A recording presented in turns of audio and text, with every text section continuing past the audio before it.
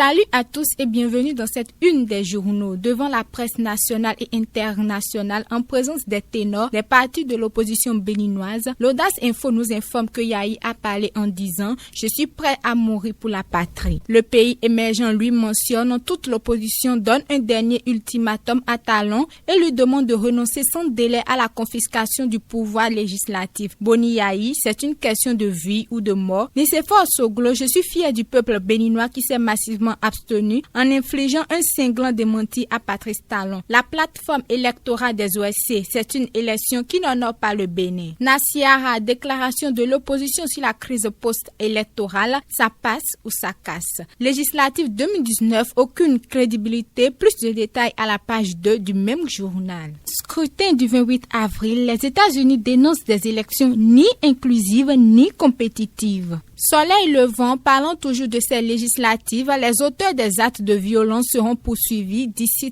Sakalafia. Et vous pouvez lire à la page 3 du même journal les tendances de ces élections qui ont eu lieu le 28 avril dernier. Coupure d'internet ce dimanche, MTN annonce des remboursements. La nation, acte de vandalisme et de violence le 28 avril dernier, à qui profite le crime? Législative 2019, toujours avec le journal du service public, les déterminants du vote, débat inutile autour du taux de participation, le même plateau donne une bonne leçon de démocratie et les recommandations de la plateforme électorale des OSC. Passation des commandes publiques, la criette appelle au respect des tests. Le meilleur pour le triomphe de la démocratie et une meilleure représentativité des Béninois à la 8e législature, Claudine Prudencio appelle les forces vives de la nation à de franches consultations avant le 15 mai 2019. Polémique autour du bilan sécuritaire des législatives du 28 avril 2019. Pas de perte en vies humaines, confirme le ministre de l'Intérieur Sakalafia. Les auteurs des actes de vandalisme seront démasqués et poursuivis. Déjà, des doigts accusateurs pointés sur les ténors de l'opposition. Et la Commission électorale nationale et autonome Sénat proclame les résultats provisoires ce jour. Le Béninois libéré, coalition contre Talon et Yahi mène Soglo en pipeau. Performance au bloc républicain au détriment de l'Union progressiste à Parakou. Sakalafia tombe et perd son dentier. Nord-Bénin, controverse